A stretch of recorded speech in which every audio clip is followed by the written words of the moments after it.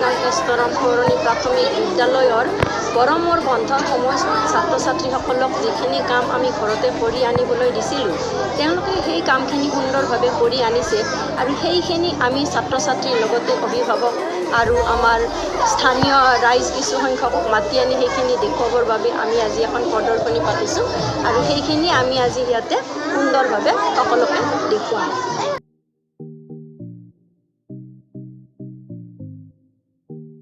যোৱা 30 জুলাই 2022 ইংৰাজী তাৰিখ শনিবাৰে 10 নম্বৰ মাজিৰগাঁও কৃষ্ণৰাম সৰণী প্ৰাথমিক বিদ্যালয়ত গ্ৰীষ্ম বন্ধত ছাত্ৰ ছাত্ৰীসকলক ঘৰত কৰিবলৈ দিয়া বিভিন্ন প্ৰকল্পসমূহৰ প্ৰদৰ্শনেৰে এখন প্ৰদৰ্শনী মেলা আয়োজন কৰা হয়।